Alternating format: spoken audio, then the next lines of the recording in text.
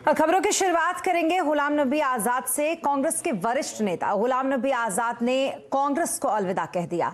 गुलाम नबी आजाद ने पार्टी से इस्तीफा दे दिया है। पिछले कुछ दिनों से पार्टी से नाराज चल रहे आजाद ने कांग्रेस के सभी पदों से इस्तीफा दे दिया। सोनिया गांधी को भेजे अपने इस्तीफे में आजाद ने राहुल गांधी पर निशाना साधा। आजाद ने राहुल को कांग्रेस की बर्बादी की वजह बताया। उन्होंने लिखा कि 2013 में उपाध्यक्ष बनने के बाद राहुल ने पार्टी में चली आ रही सलाह के मैकेनिज्म को तबाह कर दिया। सभी वरिष्ठ और अनुभवी नेताओं को साइडलाइन कर दिया गया।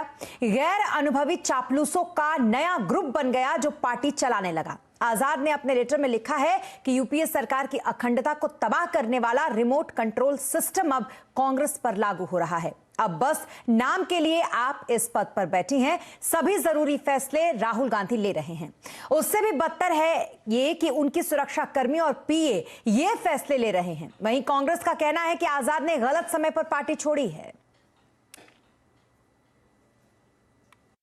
प्रदेश कांग्रेस का अध्यक्ष, चीफ मिनिस्टर जम्मू कश्मीर का सब कुछ मिला हो, उनसे कोई देश में उम्मीद नहीं करता था कि आजाद साहब इस प्रकार का पत्र लिख देंगे। पहले सोनिया गांधी जी बीमार थी तो पत्र लिखा तो लोगों ने अन्यथा लिया कि जब हमारी नेता बीमार है, भर्ती है अस्पताल के अंदर, उस वक्त पत्र क्यों लिखा गया।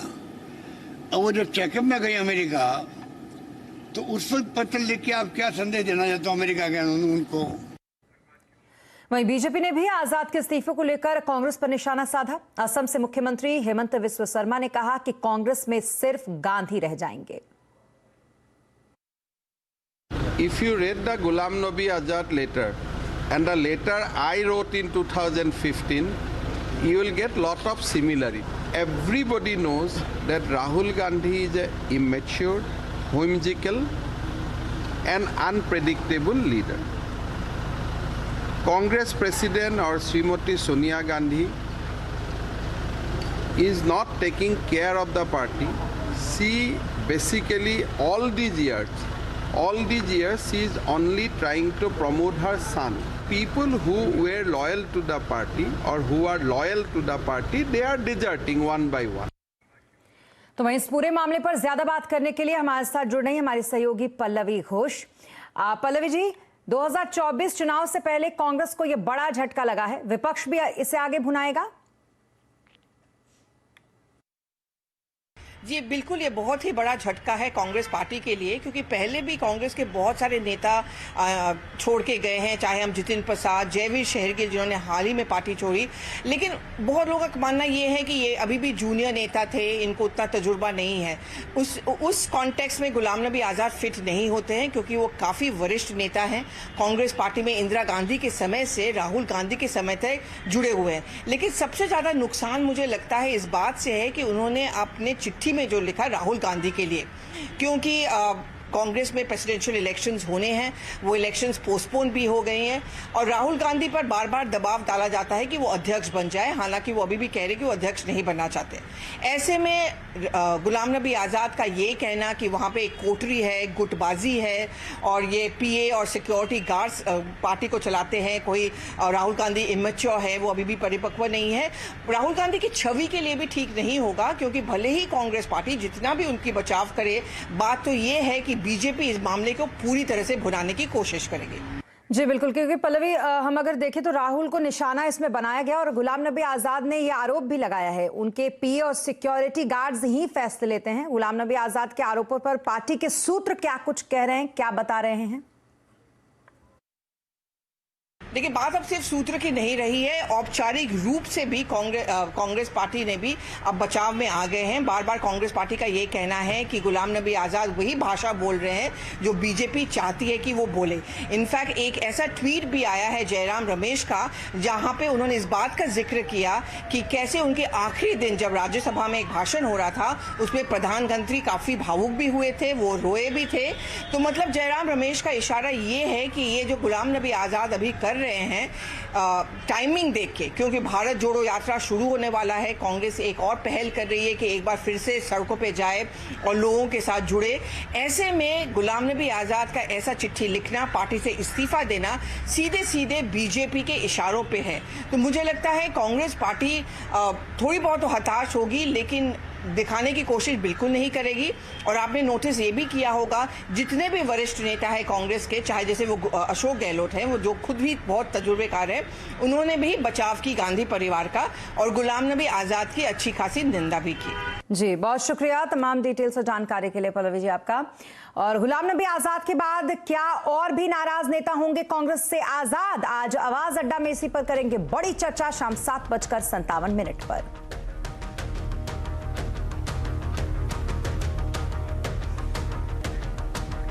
और अब बात झारखंड की करेंगे, जहां पर आज भारी सियासी गहमा गहमी रही। सबकी नजर लगी हुई है मुख्यमंत्री हेमंत सोरेन की विधायकी रहेगी या जाएगी इस पर। सोरेन पर ऑफिस ऑफ प्रॉफिट के मामले में आज फैसला आने की उम्मीद है। आरोप है कि हेमंत ने मुख्यमंत्री और खान मंत्री रहते हुए खुद ही माइनिंग लीज ले ली। इस पर चुनाव आयोग ने अपनी सिफारिश गवर्नर को भेज दी है और अब गवर्नर के फैसले का इंतजार हो रहा है। रांची से हमारे संवाददाता अविनाश कुमार हमारे साथ जुड़ गए हैं। अविनाश, क्या कुछ अपडेट है? अगर हेमंत सोरेन की विधानसभा से सदस्यता खत्म हो जाती है तो फिर आगे क्या होगा? नहीं, देखिए, अभी सबकी निगाहें राजभवन की तरफ टिकी हुई है, क्योंकि जो चुनाव आयोग ने अपनी राय भेजी है उसका खुलासा होना बाकी है। या यूं मैं ये कहूं कि अभी औपचारिक रूप से राज्यपाल की तरफ से सीएम को कोई जानकारी नहीं दी गई है, कोई ये बातें सीएम हाउस तक नहीं पहुंची हैं। दूसरी तरफ जो अटकलें लगाई जा रही हैं, जिस पर चर्चा हो रही है, स्पष्ट तौर पर है कि दो बातें हैं कि एक सदस्यता जाने की बात हो रही है कि खदान लीज मामला जो कि अनगढ़ा के 88 डिसमिल से जुड़ा हुआ है और उस खदान लीज को लेकर इनकी सदस्यता जा सकती है, इसकी एक संभावना बनी है। इसी की चर्चा लगातार पिछले 24 घंटे से हो रही है। लेकिन इसके साथ साथ अगर हम बीजेपी नेताओं के ट्वीट को देखें, सोशल मीडिया पर जो उनके पोस्ट हैं या उनके बयान पर भी अगर हम गौर करें, तो बीजेपी की तरफ से यह भी दावा किया जा रहा है कि वो चुनाव भी नहीं लड़ेंगे, चुनाव लड़ने योग्य भी नहीं रहेंगे। ये बीजेपी के हवाले से आ रही है।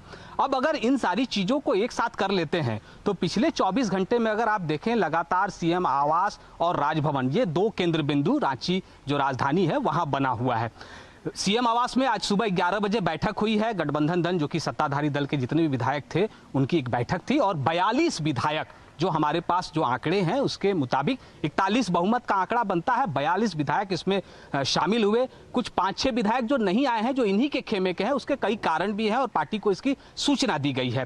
तो अब ये देखना है कि जो तैयारी इधर से चल रही है सत्ताधारी दल की तरफ से, शाम को एक और बैठक बुलाई गई है 7 बजे के करीब। इंतजार इस बात का हो रहा है कि सिर्फ और सिर्फ अगर सदस्यता जाती है तो मुख्यमंत्री हेमंत सोरेन राजभवन जाएंगे, इस्तीफा सौंपेंगे और नए सिरे से फिर से सरकार बनाने का दावा पेश करेंगे। इसकी पूरी तैयारी हो गई है, यहां तक कि विधायकों के हस्ताक्षर भी ले लिए गए हैं।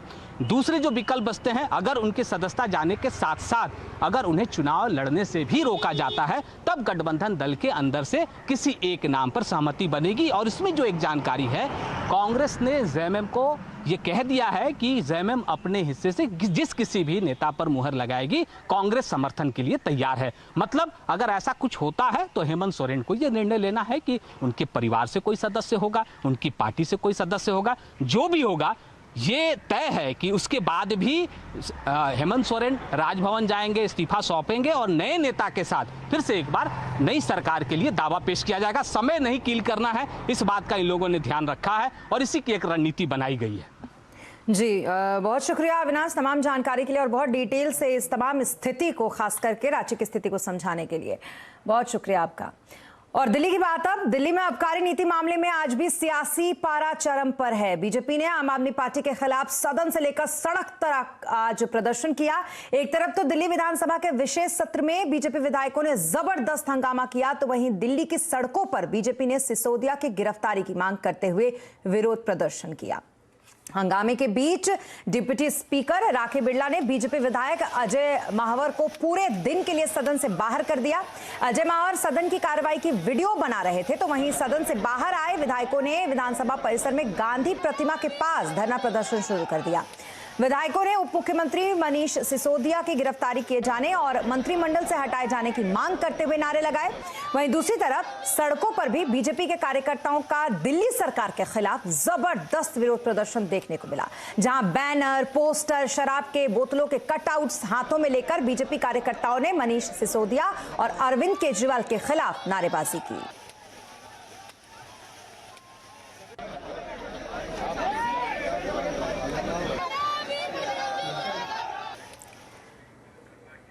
तो वहीं दूसरी तरफ दिल्ली में आबकारी नीति मामले में जहां एक तरफ बीजेपी का बवाल जारी है, तो वहीं दूसरी तरफ ऑपरेशन लोटस को लेकर दिल्ली में मचे सियासी बवाल के बीच केजरीवाल सरकार ने शुक्रवार को विधानसभा का विशेष सत्र बुलाया। सत्र शुरू होते ही सदन में आप विधायकों ने 20 खोखे के नारे लगाए। दरअसल आपने आरोप लगाया कि उनके विधायकों को 20 करोड़ रुपए में खरीदने की बीजेपी कोशिश कर रही है।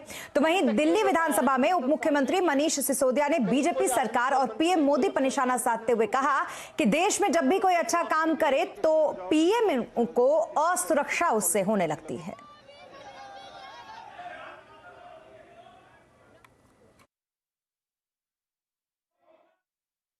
कि ये जो दुनिया भर में तारीफ हो रही है ना, ये इन लोगों से सहन नहीं हो रही। बहुत छोटी सोच है इनकी, बहुत घटिया सोच है। अभी तक यही होता है 75 साल में कि कहीं कोई आदमी, कोई मंत्री, कोई अफसर काम करना शुरू करे और उसके खिलाफ सीबीआई लेके खड़े हो जाओ, डंडे लेके खड़े हो जाओ, उसके खिलाफ ऐसी टुच्ची पॉलिटिक्स करने लगो, घटिया सोच दिखाने लगो। ये लोग कर रहे हैं। मोदी जी क्या कर रहे हैं? और आपको सुनवाते हैं सीधे इस वक्त अरविंद केजरीवाल क्या कुछ कह रहे हैं। ये अभी आज है नहीं, आठों को अगर आप अगले अलग अलग कमरे में बिठा देते और एक एक से पूछते बेटा घोटाला क्या है, तो 5 को तो पता ही नहीं होता घोटाला क्या है। 3 अगर कुछ बताते तो ये कुछ बताता, ये कुछ बताता और ये कुछ बताता, क्योंकि झूठ तो अलग अलग होता है ना, सच एक होता है। सच क्या है? कोई घोटाला नहीं हुआ, सबसे ट्रांसपेरेंट पॉलिसी थी, कोई घोटाला नहीं हुआ। ये सब झूठे आरोप लगा रहे हैं। आरोप लगा के इन्होंने एफआईआर कर दी मनीष सिसोदिया के खिलाफ। अगले दिन रेड करने इनके घर पहुंच गए, 14 घंटे तक रेड करी। कितने कमरे हैं आपके यहां? 4-5 कमरे हैं। 4-5 कमरे में टॉयलेट, 2-3 टॉयलेट हैं, रसोई है। सारा छान मारा इन्होंने, सारा छान मारा इन्होंने। इतना गहन जांच करी, दीवारों यूं करके देखा, खोखली तो नहीं है दीवार, इसमें तो जेवर नहीं रख रखे, इसमें जो पिक्चरों में दिखाते। फिर वो उन्होंने गद्दे भी फाड़ के देखे, गद्दों में तो नहीं रख रखे, तकिए फाड़ के देखे, इनके सारे कपड़े, अलमारी, फलाना सारा करा के शाम को निकल गए। 98 भी नहीं मिली, 54 भी नहीं मिली, अनअकाउंटेड 54 भी नहीं मिली। कोई जेवर नहीं मिले, कोई पैसा नहीं मिला, कोई जमीन जायदाद के कागज नहीं मिले, कोई इंक्रिमिनेटिंग डॉक्यूमेंट्स नहीं मिले, कुछ कोई दस्तावेज कुछ नहीं मिला। मतलब मैं पूछ रहा था इनसे कि 30-35 लोग आए थे, उनके खाने का खर्चा भी नहीं निकला रेड के अंदर, रेड का खर्चा भी नहीं निकला और वो चले गए। आज 7 दिन हो गए, 8 दिन हो गए रेड को, अभी तक कुछ पता नहीं चला भाई इनके यहाँ क्या निकला। कुछ नहीं निकला इनके यहाँ, पूरी की पूरी फर्जी रेड थी। जब रेड खत्म हो गई तो हम सोच रहे थे क्यों कर रहे हैं। अगले दिन मनीष सिसोदिया जी के पास इनका कोई आदमी संदेश भेजता है। ये लोग संदेश भेजते हैं, बोले जी ऊपर से है, ये टॉप से, वहां से संदेश ही है। जी तो ईडी और सीबीआई की रेड पर बोलते हुए अरविंद केजरीवाल विधानसभा के अंदर। और अब बात करेंगे आज देश के मुख्य न्यायाधीश एनवी रमन्ना की, जो रिटायर हो गए। अपने कार्यकाल के आखिरी दिनों में उन्होंने कई अहम मामलों की सुनवाई की। मेमोरियल बेंच की विदाई देते हुए अटॉर्नी जनरल के वेणुगोपाल ने कहा कि आपके रिटायरमेंट से हम एक बुद्धिजीवी और एक उत्कृष्ट न्यायाधीश हो रहे हैं। विदाई भाषण के दौरान सीजेआई रमन्ना ने कहा कि पेंडेंसी का मुद्दा सबसे बड़ी चुनौती है और मैं मानता हूं कि लिस्टिंग या ऐसा एरिया है जहां पर मैं ज्यादा ध्यान नहीं दे सका, इसके लिए मुझे खेद है। सुप्रीम कोर्ट के इतिहास में यह पहला मौका था जब किसी सीजेआई की सेरेमोनियल बेंच की लाइव स्ट्रीमिंग हुई हो, जिसे सुप्रीम कोर्ट की वेबसाइट पर वेबकास्ट किया। Because of the action initiated by the original petitioner and the subsequent judicial तो वहीं सीजेआई रमन्ना की विदाई भावुक रही। रमन्ना की विदाई देते वक्त senior advocate Dushyant Dave court room में ही रो पड़े। उन्होंने कहा कि आप जनता के जज हैं। I was skeptical after what the court had gone through. I must say, Your Lordship, excel our expectations. You lived beyond anybody's expectations. You did what is really expected to be done by this. और अब बात करेंगे market की। Jackson Hole बैठक से पहले बाजार में उतार चढ़ाव रहा है। सितंबर सीरीज की शुरुआत बढ़त के साथ हुई। सेंसेक्स 59 पॉइंट चढ़कर 58,834 पर और निफ्टी 36 पॉइंट चढ़कर 17,559 पर बंद हुआ। मिड कैप और स्मॉल कैप शेयरों में बढ़त रही, तो वहीं सबसे ज्यादा खरीदारी मेटल, पीएससी, एनर्जी शेयरों में रही। तो वहीं आईटी, ऑटो इंडेक्स हल्की बढ़त पर बंद हुए। आज के बाजार में सबसे ज्यादा दबाव रियलिटी, एफएमसीजी, फार्मा शेयरों में रहा। और बाजार की नजर सोमवार को होने वाले रिलायंस इंडस्ट्रीज की एजीएम पर है। इस एजीएम में क्या बड़े ऐलान हो सकते हैं, ये बताने के लिए हमारे साथ जुड़ रहे हैं यतिन मोता। यतिन, बताइए क्या कुछ हो सकता है आरआईएल एजीएम में? देखिए, ये 45वीं रिलायंस की एजीएम है जो सोमवार दोपहर को होने वाली है।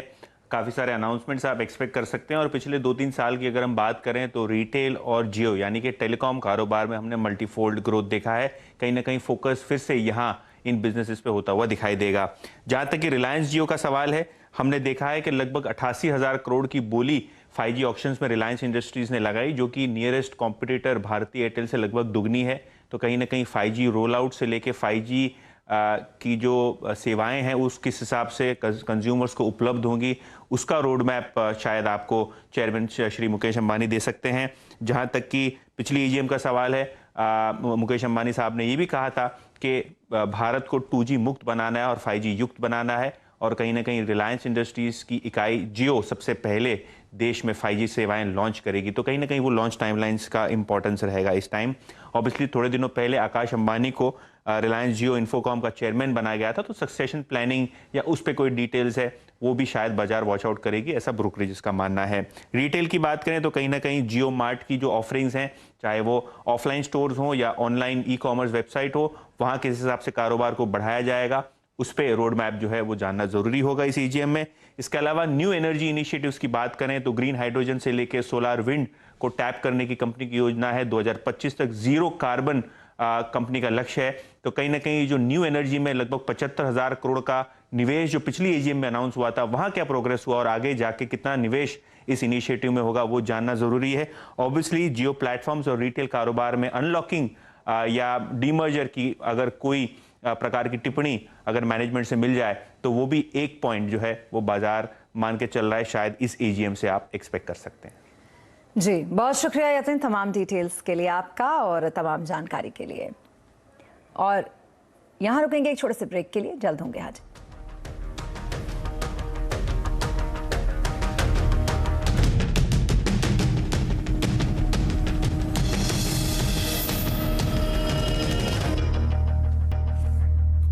और ब्रेक के बाद एक बार फिर आपका स्वागत है और अब बात करेंगे टेलीकॉम जगत के अपडेट की।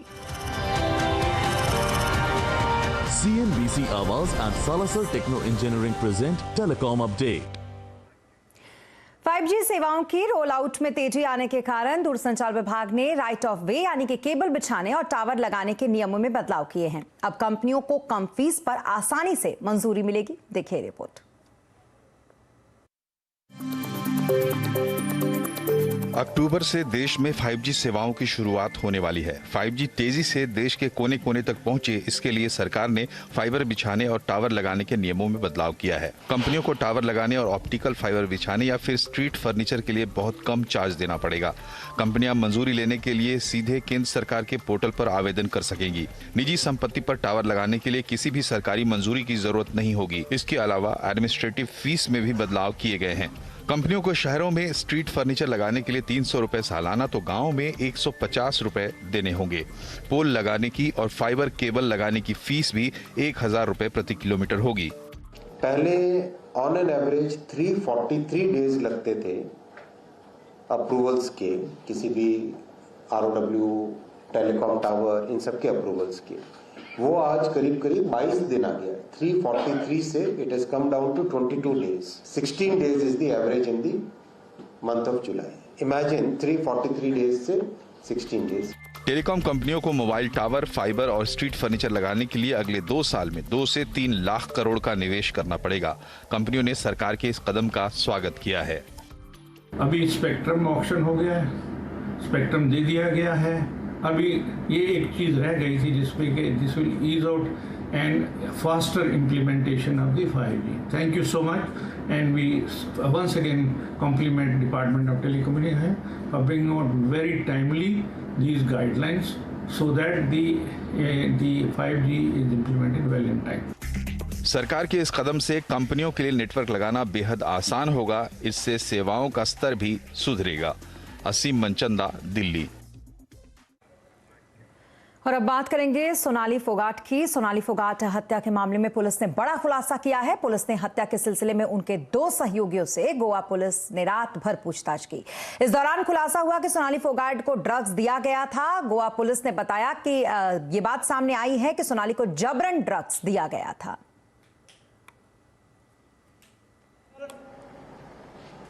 और सुधीर सांगवान ने पुलिस के सामने कन्फेस किया कि उन्होंने इंटेंशनली एक्यूज को लिक्विड में कोई ऑब्नॉक्सियस केमिकल मिला करके पिलाया, जिसके बाद विक्टिम अपने सेल्फ में नहीं रह पाई।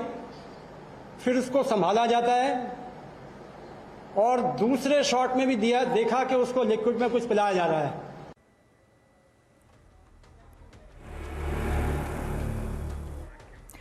वहीं दूसरी तरफ बीजेपी के नेता और टिकटॉक स्टार रही सोनाली फोगाट का आज अंतिम संस्कार हिसार में हुआ, जहां सोनाली फोगाट की बेटी यशोधरा ने मुखाग्नि दी। कल रात करीब 11 बजे दिल्ली एयरपोर्ट पर एयर एम्बुलेंस के जरिए सोनाली फोगाट का शव लाया गया। रात 2:30 बजे हिसार उनका शव पहुंचा और आज ऋषिनगर स्थित शमशान घाट में उनका अंतिम संस्कार कर दिया गया।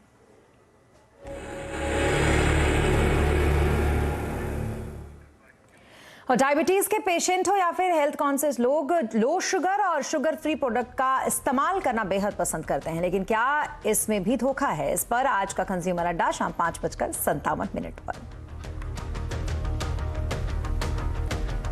और इसी के साथ इस बुलेटिन में फिलहाल इतना ही, लेकिन खबरों पर लगातार अपडेट के लिए आप बने रहें CNBC आवाज के साथ। नमस्कार।